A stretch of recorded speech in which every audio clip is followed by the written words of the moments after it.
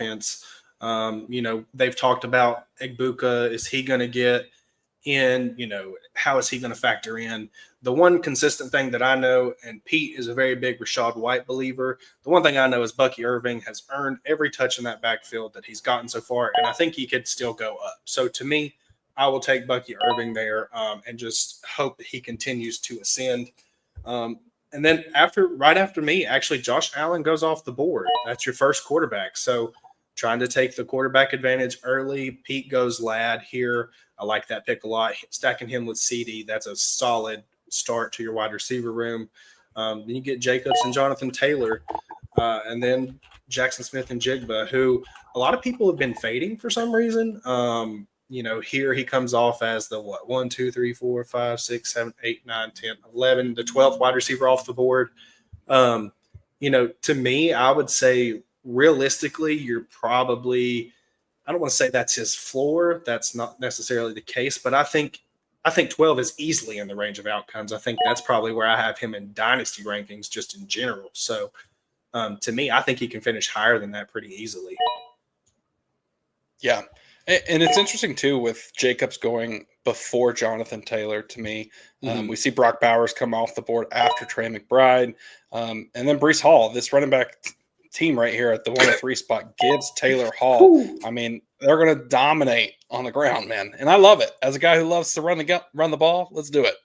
Yeah, I mean, listen, we call that high T. That's what the fantasy footballers like to call it. And when you have, running backs like that, that's the highest of T that you can get. That team wants to run the ball down your throat, and he's got a monopoly on the position there.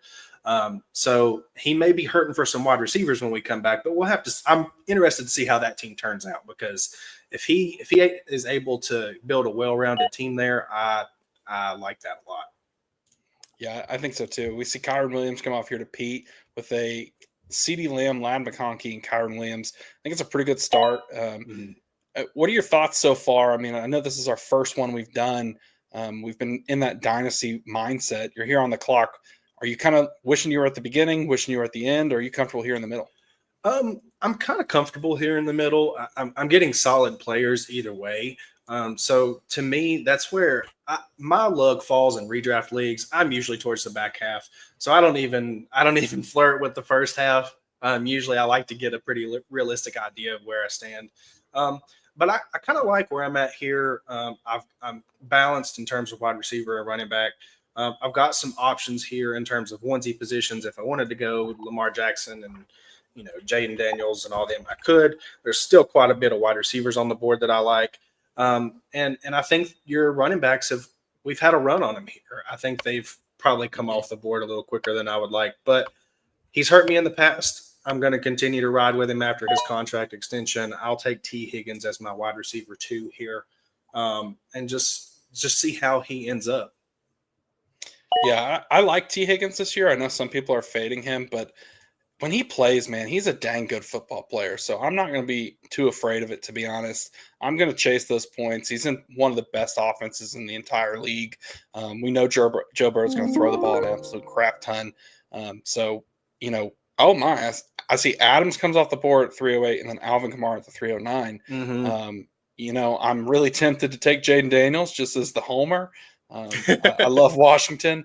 But these quarterbacks, man, I think there's a lot of value taking them later in the draft than right away, just because you see guys like Trevor Lawrence and Herbert and Bo Nix, they're falling to the end of the draft, and you're not really losing that much fantasy production while still getting some big-time players here at the beginning. So I'm going to go with coach's guy. I'm going to take Garrett Wilson. I think he's going to step into a huge workload. We know he's going to get all sorts of opportunities there in New York. How great are they going to be with Justin Fields? I don't know. I think there's a chance he falls outside of the top 12. I mean, you could say, well, he's the only guy there, but if you go look at his targets, 147 as a rookie, 168 the year after that, and 154 last year. So the targets have never been an issue. It's just kind of what he's been able to do with them has been limited. I think that might remain with Justin Fields in this offense, but I'm going to chase that volume and see if I can't get something there. Yeah, well, that's the one thing we've always talked about is look at the target volume he's had. He's had the targets every year since he was a rookie. It's always, like you said, it's been what he could do with them. I think he's been limited with his quarterback play. I know Pete's a big Aaron Rodgers guy, but he didn't look great last year. Let's not sugarcoat it. He didn't look great. He targeted the crap out of Garrett Wilson, but then once Devontae Adams came to town, it was a Devontae Adams show. So to me, I am interested to see what Garrett Wilson does, especially with his college teammate Justin Fields. Does that connection come back? What do we see from that offense overall? And then you're back on the clock here. After you picked Garrett Wilson, you had Quinshawn, Jaden Daniels with a Terry McLaurin stack, which is actually, I love my stacks, so I like that a lot, especially as his first wide receiver. And then Lamar Jackson off the board here at the 402. So where are you thinking, Matt? I'm going to go with Kenneth Walker. I said this the other day in a video that I recorded with Chris. I'm buying Kenneth Walker over James Cook. I know a lot of people are going to have disagreements with that. I think James Cook has kind of floated off that 18 touchdown year this past season. I think he's going to regress there. He has the contract issues. He's not in camp. There's all sorts of things we could talk about. Yeah, Kenneth Walker has the injury issues, but when we kind of step back and really look at what he's done over his career, when he's on the field, he plays really, really well. And we know that running backs typically are going to miss some time. I understand that he missed 5 games last year, but other than that, the 2 years before that, he had 2 in both. And Chris already pops in and says, gimme Cook and Dynasty I'm selling. I mean, I get it. I hear you, Chris. I know you and I did the recording. We've talked an absolute crap ton about Kenneth Walker versus James Cook. But for me, I'm just going to roll with Kenneth Walker. I believe in him. I think he's going to get the opportunity. Yeah, I mean, I like Kenneth Walker a lot. The only thing is, can he stay healthy? That's his biggest thing. If he can stay healthy, he can produce. He's consistent and he's explosive, but he's got to stay healthy here. So looking at the board, I like James Cook a lot. I know they're still having contract discussions there, so I would be tempted to go there because I feel like, your running back tier is probably coming to an end pretty close here. But I'm actually going to go ahead and just complete my stack and draft Joe Burrow because I also don't want the Jamar Chase guy getting him at the 101. So I'll take him there and kind of prevent that. I'll save this mock league from the destruction of a Burrow and Jamar Chase stack. So we appreciate your efforts there, Tyler, to save the league from what could happen. So, I mean, I'm here for it. I don't hate it. But we kind of are going through this point here, Tyler. We've got the draft rolling. We're midway through the 4th round. My question to you is looking at the board, guys like DJ Moore, DK Metcalf, Cortland Sutton, what do you think about them as far as it goes for redraft just in this year? I know we're often in that dynasty mindset, but those guys in 1-year windows, there's a chance they could boom. There's a chance they could bust. Mm-hmm. I think that's probably the best way to put it, honestly. They have that upside where they're the number 1 target on their team, and they could easily, boom and be that target hog. The bad part about it is they could also not. We don't know what that's going to look like for them. But if you're going to take a shot on them, this is definitely the place where I would in a redraft league here. I mean, if you circle back around after I picked, you got Mike Evans. Mike Evans is another great option there for a wide receiver. You talk about a veteran who he's just consistent. I think how many 1,000-yard seasons are we at now? Is it 11 in a row? So yeah. He's getting his yards. They're going to feed him probably until he hangs it up. We had Marion Hampton. Jalen Hurts goes off the board. George Pickens as the wide receiver 1 for team 3. That is a scary sight, my friend. I don't know that I could get behind that. That's the pitfall with going so many running backs early.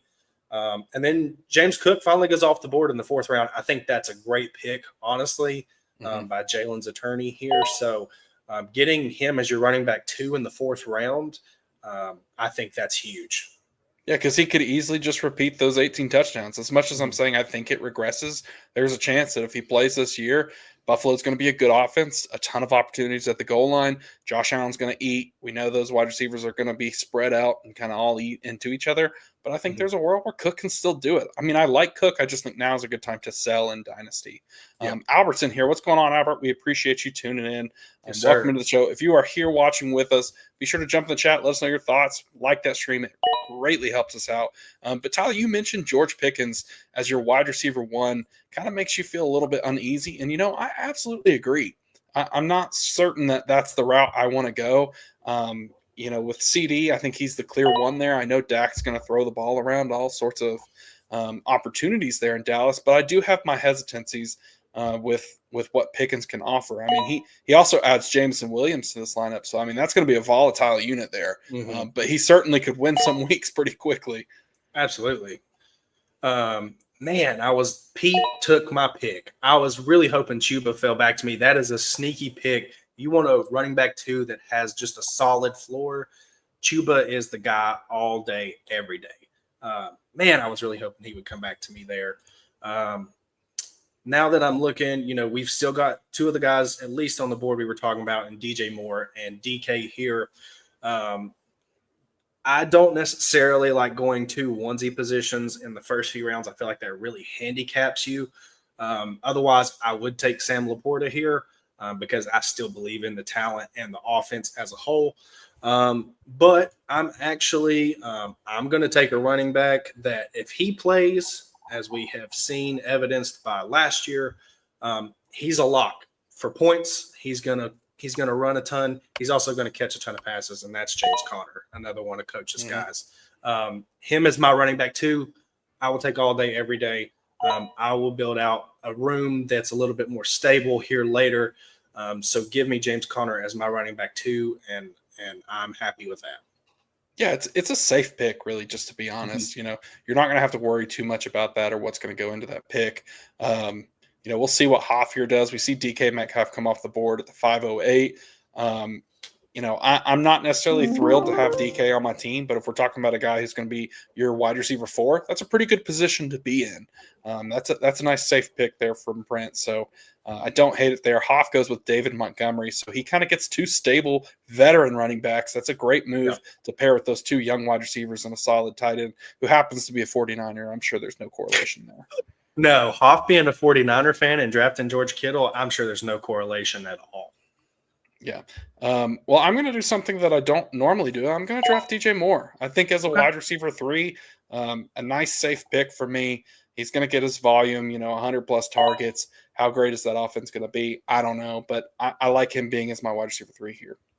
Yeah, absolutely. Wide receiver 3, with a chance to really boom if Caleb can step up, especially in a redraft league. I like it a lot. You've got stable running backs as long as Kenneth Walker can stay healthy. So for me, I will. I like the pick here. I'm actually interested in how, if this was an actual league, how Gang Green 10's roster would turn out here with the 2 rookie running backs. These guys were high-profile guys. Apparently, he likes his Ohio State guys, I guess, in Judkins and Henderson both. So to me, that is a very interesting team build to start with here. And he's got Lamar Jackson. So that's always, a chance to win a week right there, just having him. So as we turn the corner, you get Ted McMillan and Calvin Ridley. I feel like, Calvin Ridley's probably a little bit more stabilizing for the team. Ted's your upside shot here, just hoping he's the wide receiver 1 for Bryce Young and the Panthers and seeing how he kind of fits into that offense. Now, this is a guy I know you're actually kind of high on. Are you concerned at all about Jordan Addison with the whole legal situation, anything like that? Does that bother you at all? No, not really at this point in time. I'm going to let the legal process unfold before I kind of overreact and see what could happen, to be honest. For me, I think that we kind of get caught up in what could happen. And what we see is like the case with Rashee Rice. Nothing really has happened. And it kind of looks like the case might get dismissed and nothing will happen to him. And we could talk about the ramifications of that. We don't necessarily need to dive into the weeds there. But same with Addison. So I think that I'm going to draft him comfortably. In this situation, he's the wide receiver 3 for Gang Green. I'm okay with that. I believe in the Minnesota offense. I know I'm much higher on JJ McCarthy than the rest of the people I think here with First Read Fantasy. I know for sure over you and Coach, but I think that offense is going to be just fine. If Sam Darnold can do it, I don't see why JJ McCarthy can't do it. That sentence right there is the reason why. Not necessarily I'm in on McCarthy more than I was, but I think we saw some flashes. We just need to see it in the regular season. Obviously, he got hurt. But if Sam Darnold can do it, we've watched Sam Darnold do it. We have watched Josh Dobbs do it. Kevin O'Connell obviously makes magic with quarterbacks. So if he's going to succeed, I think that's truly, you know, the pathway for him. And Hoff says here he sniped him on Zay, which is actually interesting because that means he wouldn't have got back to me regardless. So that's who I was kind of eyeing there at that pick.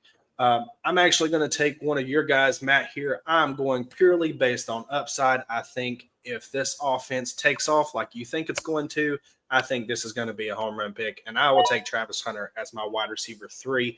I've got the stability in Puka and T. Higgins as long as they both stay healthy. I've got the Burrow stack. I'm going pure upside with Travis Hunter here. I love it, man. I know a lot of people are going to fade Travis Hunter, and they're a little bit scared of it, but I'm telling you, man, I am bought in. I don't care about the defensive snaps. I don't care what Brian Thomas did. I think Brian Thomas is great. Don't hear what I'm not saying, but I also think that Travis Hunter is going to be a really dang good football player. You know why? Because he was great last year at Colorado. He was fantastic. And yeah, we could sit here and talk about, well, maybe the defensive snaps take away. Maybe he gets some rest on offense. I don't think it matters, because if we're talking about a guy who's going to go out there and get almost a guaranteed, 7 to 8 targets, you couldn't ask for better than that. If I told you that he was guaranteed to have 7 targets every single week, would you want that? Absolutely. I don't care how many snaps there are. As long as he gets those targets, that's what I want. And he's got the upside, the ball skills, the speed, the acceleration, the route running. He can do it all, man. So I absolutely love Travis Hunter, and I think it's a great pick. Yeah, I think in the 6th round, I think it's a good shot too. I mean, I could easily have taken Chris Godwin, who looked fantastic before he got hurt last year, but having the injury, there's some concerns. We're hoping for Odunze to break out too into his role. I did like Jerry Jeudy coming off the board here too. That would have been probably somebody I was eyeing with my next pick. But yeah, it's just pure upside. We've talked about it. I know we talked about it in the offseason when we were doing rookie mocks, and we said, like if Travis Hunter didn't have the concerns as far as a snap percentage based off of defense and offense and playing both ways, and he was just a pure wide receiver, he would have been everybody's wide receiver 1 off the board. I don't think there's any question about that. We all like Tet, and we said he was the wide receiver 1 because he was a pure wide receiver. He's not playing both sides of the ball. So, but that being said, I still think Travis Hunter is going to get a good amount of work, like you said. So to me, overall, I'll take the shot here. We finish out that round with Xavier Worthy, who he has some serious young wide receivers. If this was a dynasty roster, I would love that team. And I don't know if you're even getting that team, but I like it a lot. You're also getting Caleb Johnson there to end the 6th round, and then turns around and we come back with Bo Nix and Baker. So it looks like maybe some quarterbacks starting to go here. And I'm going to say Muslim. Sorry if I mispronounce your name, but he goes DeAndre Swift. So he's going to continue to load up on his running backs if he needs to. So yeah, I mean, and Judy's an interesting pick here at the 6'10" that he had. I'm not real sure what to make of this Browns offense and what could happen, but Judy was solid last year. Can he repeat that again? Maybe. I know Pete's all in on Cedric Tillman, so I'm sure that pick is just around the corner at some point. We'll see his name line up with Supernova here at the 105 spot, but I have a little concerns. I think it's more likely that we're going to see them rely on that run game, lean into Judkins, kind of replace that Nick Chubb role and just see what he can do. I don't think the team's going to be very good. But I'm going to trust the coaching staff because it's a great coaching staff. So let's see. We had DeAndre Swift and Aaron Jones go. That was probably the last of my tier there at running back. You could throw in Tony Pollard here. I would probably still have them as a tier break there, but to me, that's probably the last little bit of the running back room there that I was really, kind of looking at. At this point, I'm not drafting in a onesie position because our best, tight ends left are Kelsey and Jonnu. I think the Jonnu trade really hurts his value, and obviously it nukes Pat Freiermuth's. So to me, that's not really interesting. Obviously, I have a quarterback, so Patrick Mahomes is off the board. They'll be interesting to see where he falls to. So I'm actually maybe a controversial pick here. I'm going to take who I assume is going to be the wide receiver 1 on his team. And that's just because I've watched it for years. He's kind of went under the radar, and I think Geno will feed it to him. So I'm going to take Jacoby Myers, and I'm not really going to feel sorry. Oh, interesting. You think he could be the wide receiver 1 there in Vegas? I do. We've got a lot of talk about what Thornton could be. What's Jack Besh going to be? I don't know. They both have an opportunity to play because that wide receiver room's wide open. You got Trey Tucker there. But Jacoby Myers is kind of that stable veteran that we never really talk about. Just a solid player. He's just a good football player. So I don't hate the pick. My thing there, the reason why I say he could be the wide receiver 1 is because we've already seen him do it, right? Like we can sit here and say all day that Jack Besh and Thornton and all them look good at training camp. And I've stashed Thornton in several leagues. Don't hear what I'm not saying. But you want somebody that is a veteran presence that's already been there. We've already seen him produce, and he's my wide receiver 4 at this point in a tier of wide receivers that I'm not really thrilled about. I'll take my shot at the wide receiver 1 for a team. Yeah, and we see Hoff go with Deebo Samuel at the 7-9. I was kind of thinking about taking about Deebo Samuel, but I've got enough wide receivers. I go with Najee Harris here. I don't feel great about it, but at the same time, I think that there's enough to like there. I know Jim Harbaugh is going to want to run the ball, establish the run. That's an offense that I think is going to be good. I know we've talked a lot about what can these wide receivers do. Does Ladd take a step back? Chris last night in a video we recorded said sell Justin Herbert, but I think that this offense is going to be solid. Najee's still going to get his workload. I think there's a good opportunity for him and Omarion Hampton to kind of share a similar role to what they have in Detroit. I'm not going to say it's going to be equal to that, but I think it could be close. Yeah, I mean, I agree. I mean, people have written off Najee for years at this point. Especially in the dynasty community, they've said, oh, Najee's not explosive. He only gets 3 to 4 yards a carry. But guess what he does do? He plays football, and he plays the entire season. What is always the number one thing that you want in a running back? The best ability is availability. That's what we always say. So, if he's there to get targets and get carries and all this, that, and the other, I'll take that shot all day, every day, because we don't even know that Omarion Hampton is going to be, the starting running back from the get-go. So I like the pick here a lot. You got ETN shortly after, and we've got Josh Downs coming here, who I think is a sneaky good value, especially in the 7th round here. So I'll be interested to kind of see how this team kind of wraps up for me here. We had somebody in the chat say they thought that my roster was going to finish last in the league, which if it does, it does. Too bad we're not playing it out to see to see what it would come to. But I'm drafting the guys that I see that could have an upside here and just trying different things. Obviously, this is a mock, so trying to play with my roster and strategies from earlier in the year to where let's see what it looks like whenever the season comes around and I'm actually drafting these for real.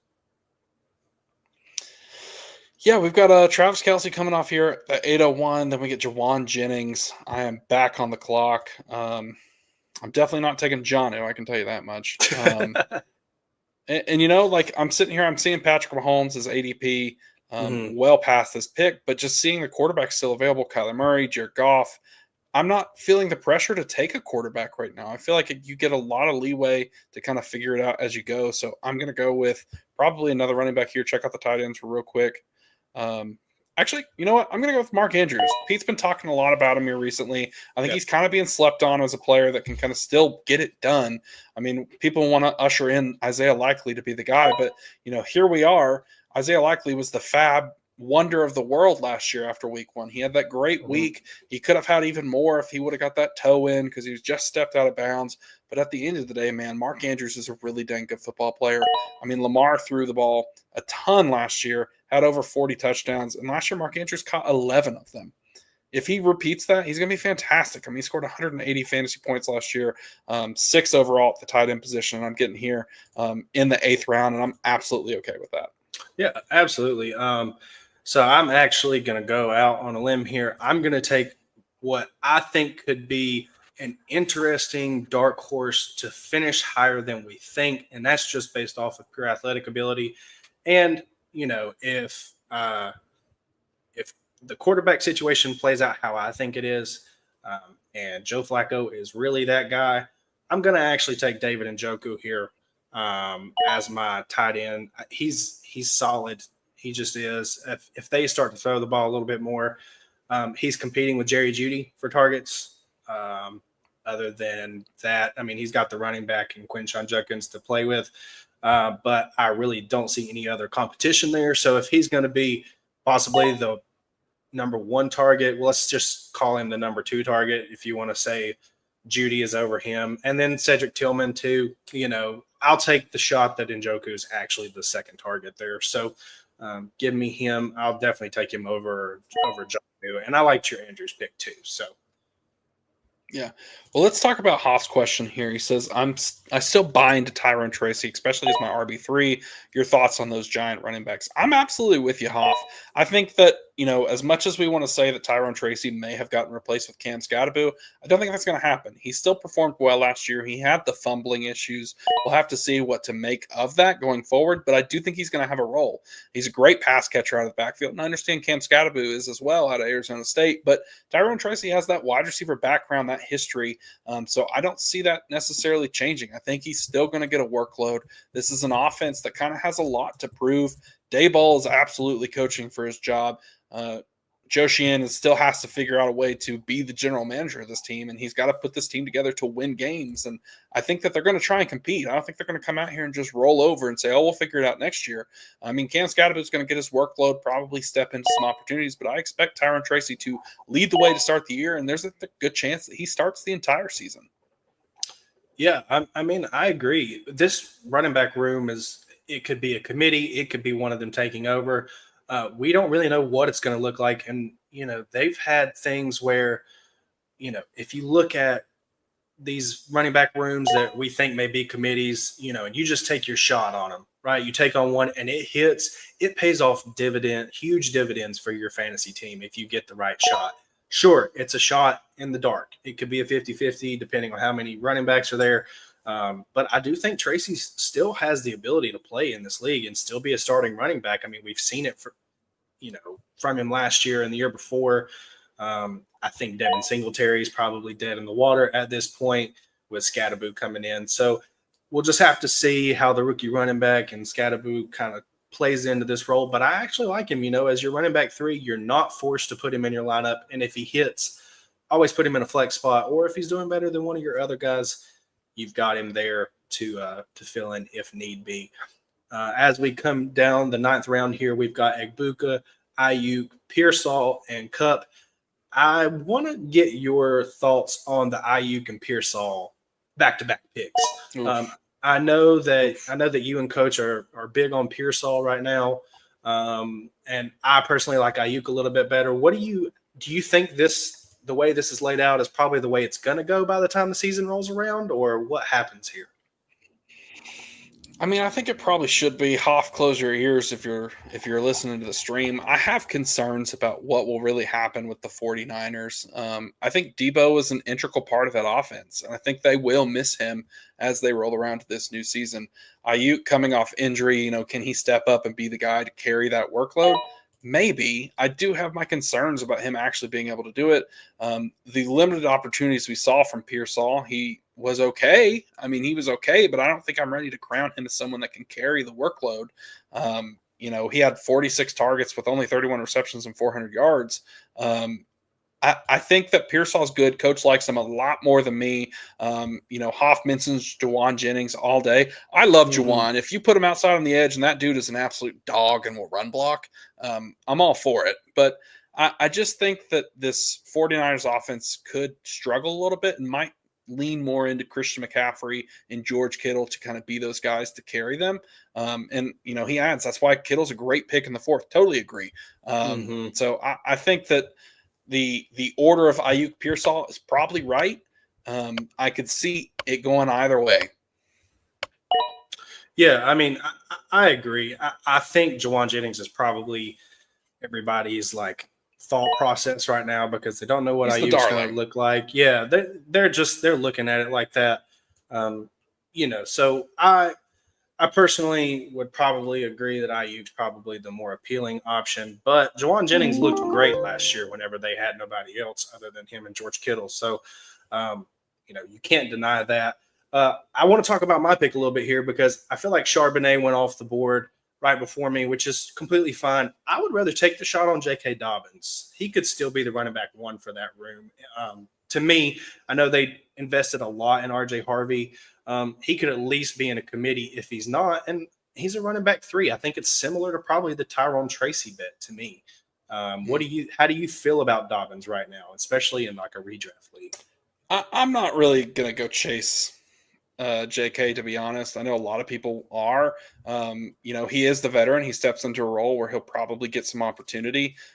But in my opinion, I think that I'm generally going to avoid that pick. I think J.K. Dobbins had an interesting run, but I mean, we saw what the Chargers thought of that, and they said, "All right, have a great time. We'll see you next year." Yeah. When he's playing in division, maybe he gets some revenge games, comes back. We'll have to see. But Pete really wants us to, go through his team. So we'll go through his team. But first, I want to say Debo is not fat; he's thick. There's a difference. Okay, there's a difference, Pete. You wouldn't understand because you're like a skinny, scrawny kid that's like 5'2", 110 pounds, but that's fine. We get it. But let's talk about Pete's team here for a second. Looking at that, he's got CeeDee Lamb, Ladd McConkey, Kyron Williams, Amari Hampton, Chuba Hubbard, Rome Odunze, TJ Hawkinson, and Cam Scatterbo. Tyler, what's your thoughts on this team right here? I think it's solid. I really do. I like his wide receiver room. I think you've got the solid pieces there, with CD and Ladd. Those guys are obviously going to be your starters week in, week out. I love Kyron at the pick, as well as Chuba too. So those guys are solid for your starting lineup. Overall, it's just a solid starting lineup. I think Mahomes probably felt a little bit more than he should have, personally, for me. So to me, I think it's a great pick. I mean, obviously, you're kind of, I don't want to say you're limiting upside here because you do still have CD and Ladd, obviously, but you don't have that volatile guy like the Jameson Williams or like Tyreek or anybody, that we could, or DJ Moore. We talked about DJ Moore earlier too, being kind of volatile. How is he going to end up, on the team here? So for me, I like it overall. I think it's very solid. It's at least middle of the pack, top, at least there, and it has a chance to go up from there. What do you think, Matt? How do you feel? I mean, I think his wide receiver room is going to get a little bit dicey. And I just say that from the standpoint of if he loses one guy, then it gets scary. Yeah, it does. And that's kind of how it gets in redraft. Now, obviously, the waiver wire is going to play into more effect here than a dynasty league. But just speaking broadly here, I think that Ladd and Lamb can certainly carry the workload for this team. Rome is a little bit of a dart throw. I think he improves. I'm buying Rome in a lot of dynasty leagues, but I do think that there's a world where what if Rome's not that good? What if Rome is a little bit overinflated? What if Luther Burden comes in, steps into a workload, and kind of eats into that? I think Rome's going to be fine, but that option does exist in the world. So you need to be cognizant of that, Pete. You probably need some more wide receivers here. I mean, I like your running back room, like you said, Kyron, Chuba Hubbard. That's great stability there. And then on top of that, you get Amari Hampton and Cam Scatterbo, so 2 rookies to kind of step in. Amari Hampton might be that guy that gets better as the season goes on. Cam Scatterbo, same situation. Maybe the year goes on, he kind of takes over that role, certainly possible. But I do want to talk about, he takes Patrick Mahomes in the 9th.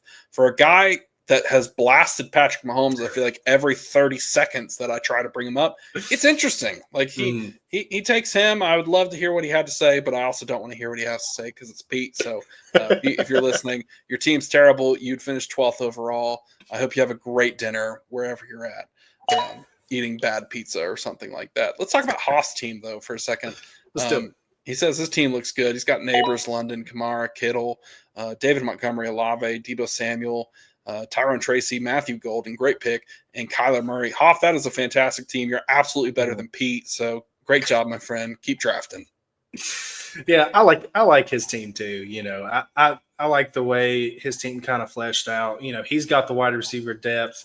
I feel like that maybe Pete lacks, but Pete also has the running backs where Hoff really has the top, like his top 2 in Kamara and Montgomery, and then Tracy is still kind of a dart throw, so we don't really know how that falls there. But I think probably if I had to go back, I know I took Burrow because I said something about saving the league from the Jamar Chase and Joe Burrow stack because that team always is just going to look good on paper.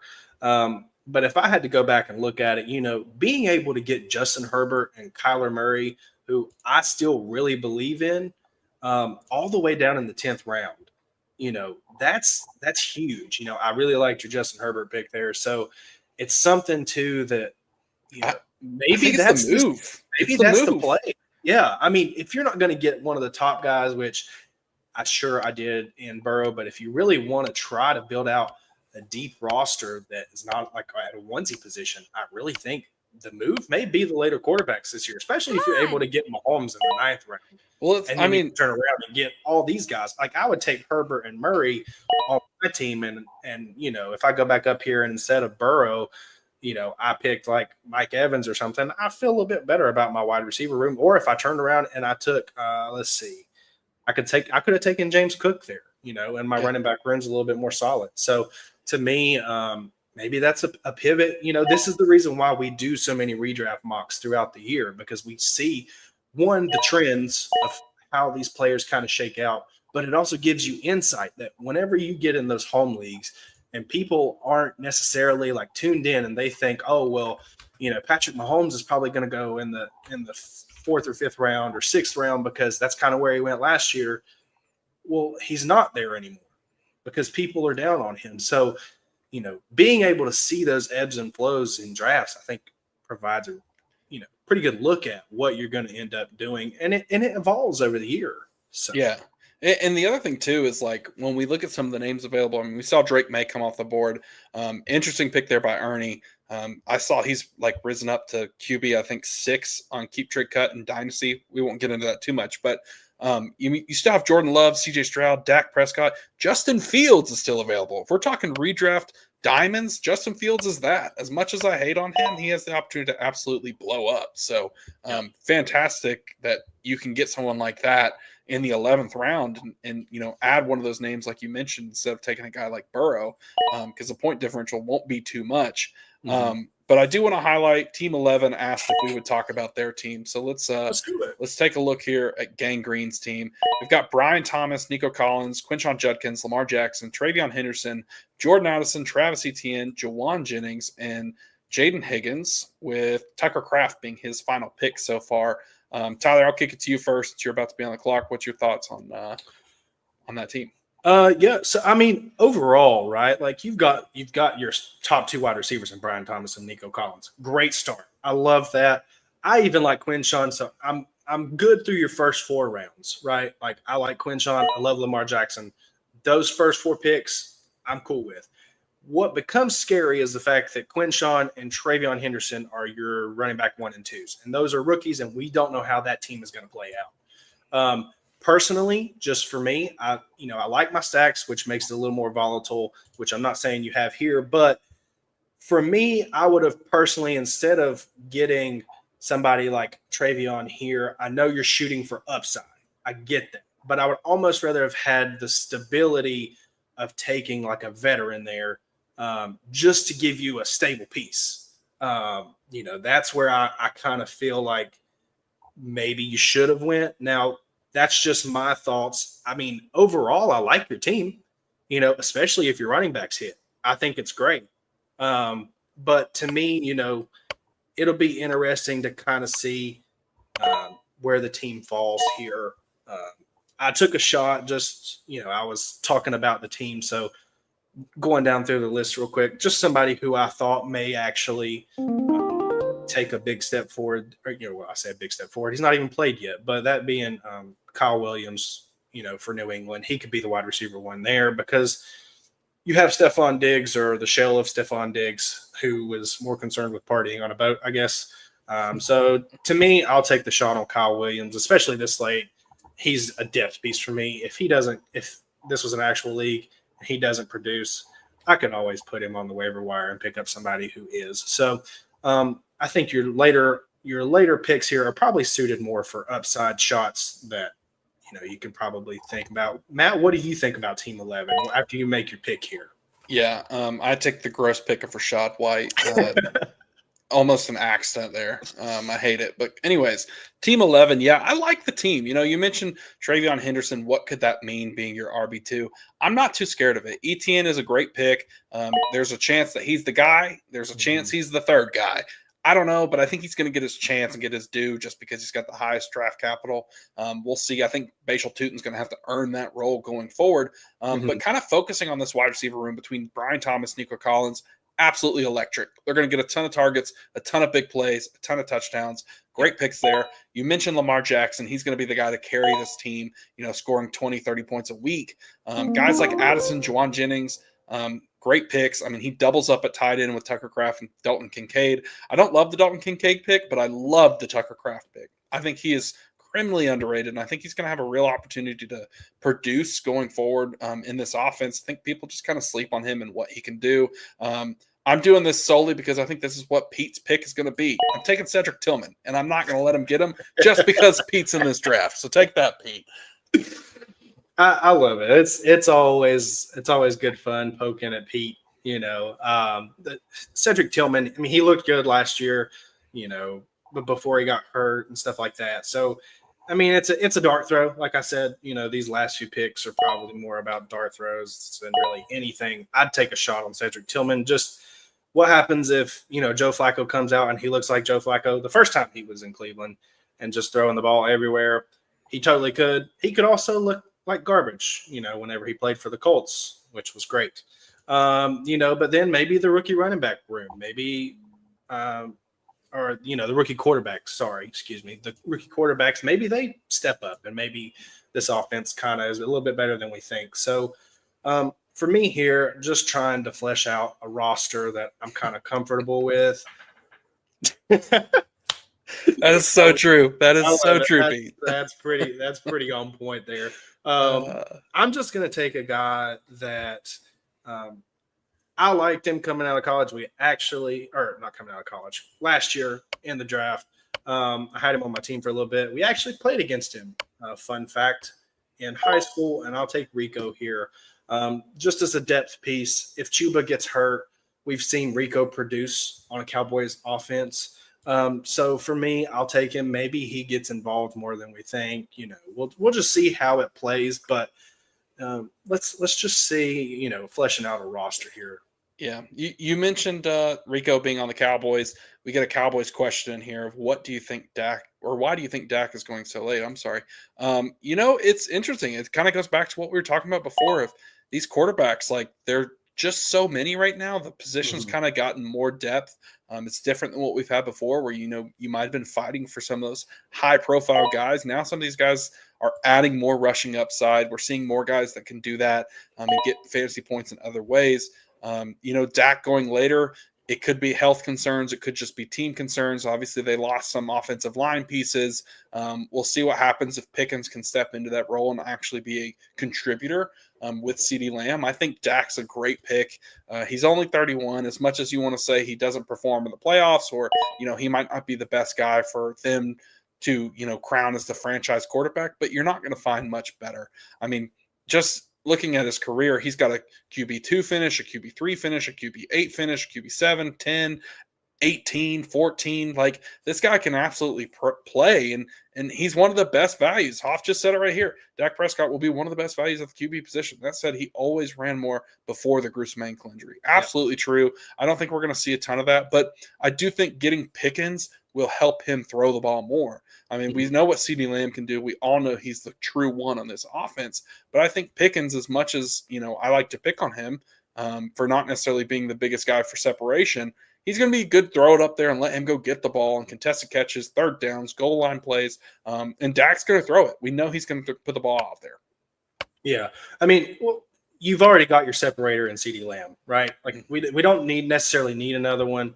But George Pickens can be that contested catch guy that's just gonna, really put on some tape. Like, if you need him in the red zone, he's there, right? I think Dak's probably going this late, like Matt said, because of the upside of some of these other guys. I mean, he's kind of wishy-washy.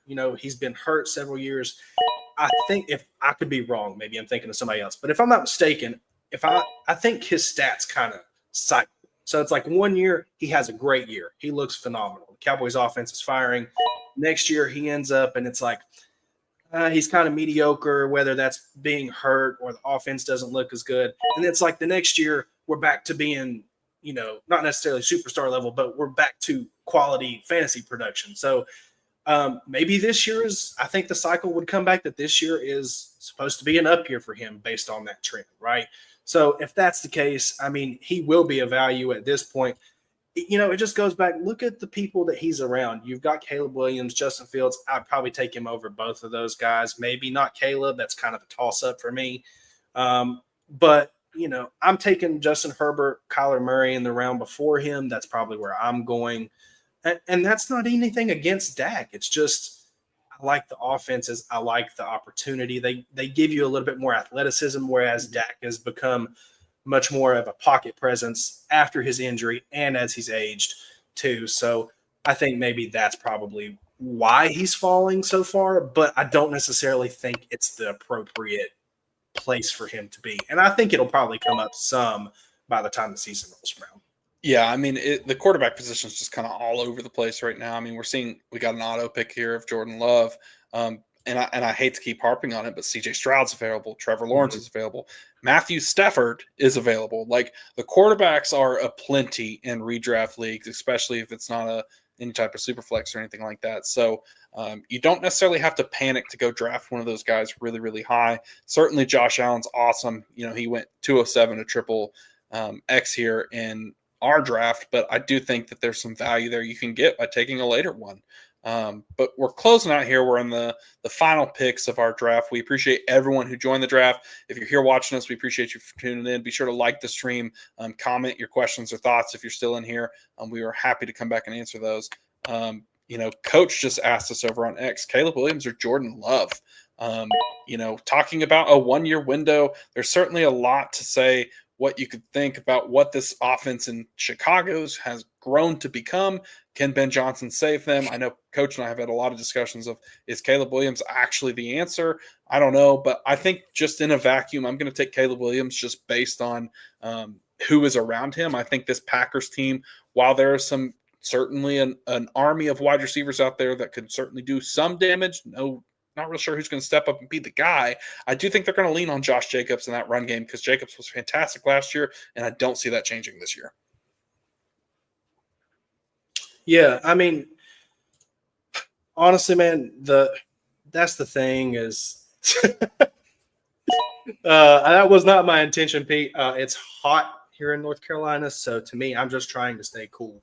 You can't hear it. I made sure before the stream started, I actually have the ceiling fan on full blast above me, just trying to purely stay cool at this point. But anyway, what was the Jordan Love or Caleb Williams? That's what we were saying, right?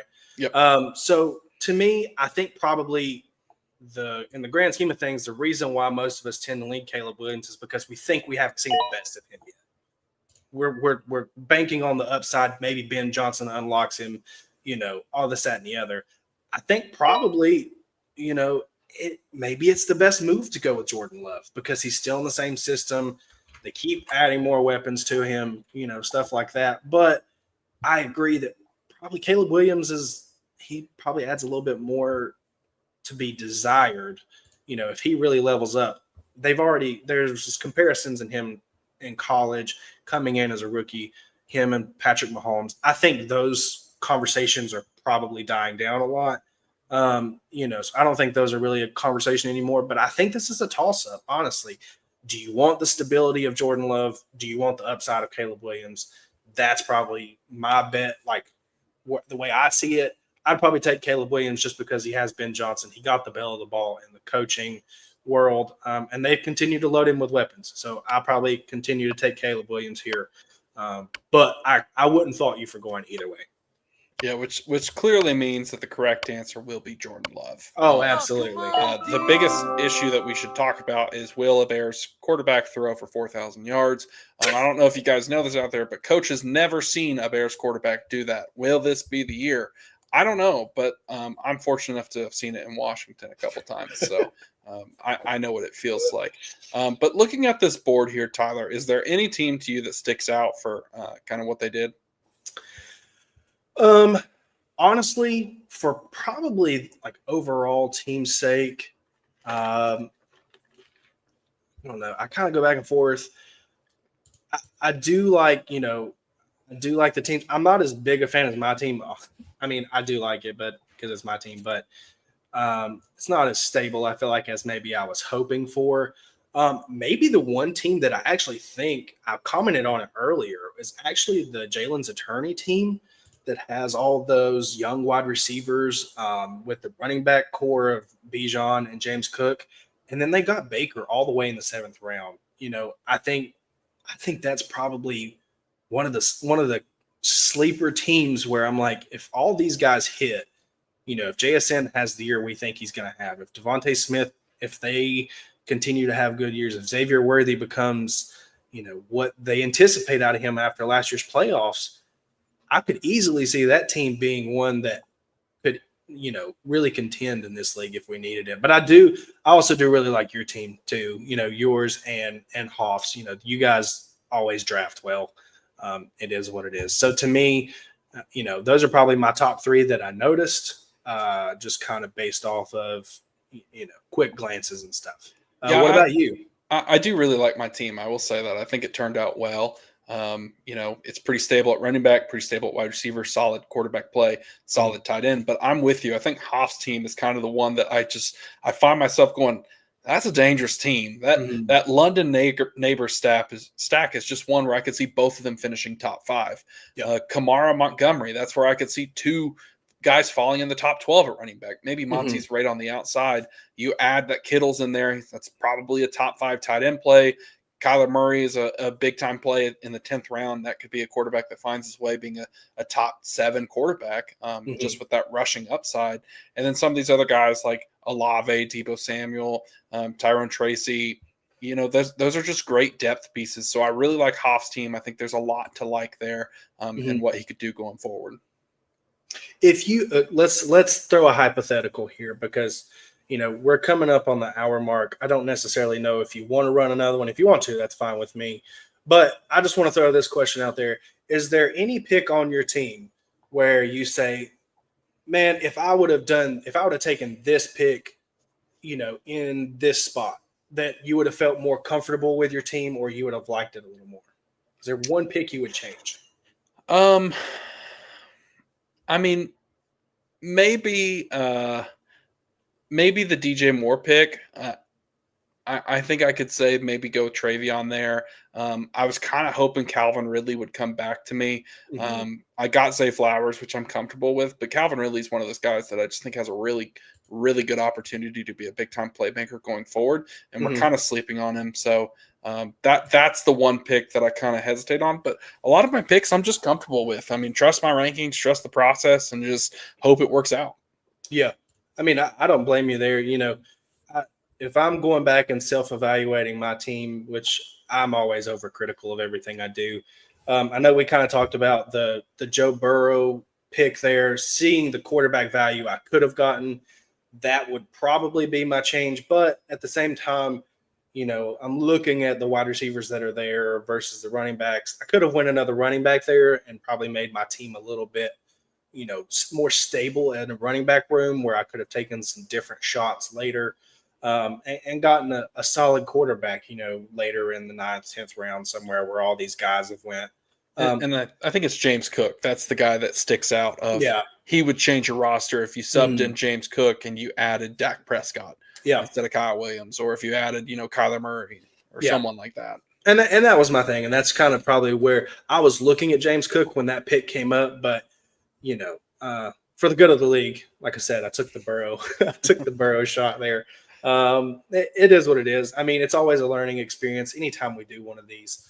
So it's good. It's good information to have regardless. Right. So, but anyway, we got any questions in the chat? If anybody has some that they need to throw in, yes, that is Josh Gordon, by the way, Scott. I guess Pete decided that he was just going to find an interesting name that he could throw on his bench at the end there. That is Josh. I think it's simply because I took Cedric Tillman. I think he had to do that. He kind of got lost and wasn't sure what to do. But, just real quick, Coach adds, Garrett Wilson outscores Ladd this year. Pizza bet anyone. I mean, I think me and you have a bet on this. I don't remember if we do or not. We've been talking a lot about Garrett Wilson versus Ladd. I know we spoke out there into the universe. Which combo scores more points, Bo Nix and Cortland Sutton, or Ladd McConkey and Justin Herbert? I took the Herbert side there.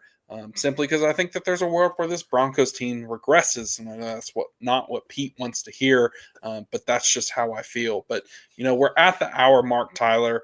We appreciate everyone who's tuned in, so be sure to like the stream. But I think we close out here. Anything you want to add? Any final thoughts?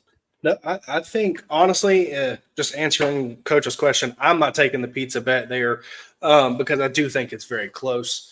But I do tend to agree that I think Ladd will probably outpace him a little bit, and that's just because we know the quarterback stability there. If Justin Fields comes out and has a great year, so be it. I would be willing to be wrong on that, but I love pizza too much, so I'm probably not going to give away a free pizza if I could just eat it myself. Going back to our group chat, we were having pizza conversations, earlier in the day or yesterday, whichever day that was. So. No, I mean, overall, I think it's always a good exercise. Appreciate everybody that tuned in, everybody that filled in the draft. It's always a great time of year to get these things started, especially redraft wise. There's people that have been on it long before us. Feel free, check out the channel. We have a lot. I know Hoff does a lot of best ball stuff. If you're into best ball, that's probably where you want to go. He's drafting a lot there. We have strategies, that he's really trying to hone in and see where those players fall, what strategy can you make to get an edge in your drafts and stuff. And we're going to have content coming constantly here. We've got different buy sells, all those things. We've got mock drafts. We have just about anything. And if you guys have any suggestions of something that you want to see, feel free to put it down in the comments. Like the video, all those fun things. But yeah, man, I'm just excited to be here. I'm ready for football to be back. I saw somebody tweeted the other day, there's actually football being played at the end of this month. Granted, it's nothing crazy, but it is NFL football. So that being said, Matt, I'll kick it to you to kind of wrap things up here. I just really enjoyed doing this and want to thank everybody again. Yeah. Well, again, like I said, thanks for tuning in, everyone. Be sure to subscribe to First Week Fantasy. We appreciate you. We are live every single Wednesday, so be sure to catch us next Wednesday. Who knows what we're going to do? There's all sorts of content on the channel. Buy, sells. Go check them out. We've got a bunch of new videos there. We'll catch you next.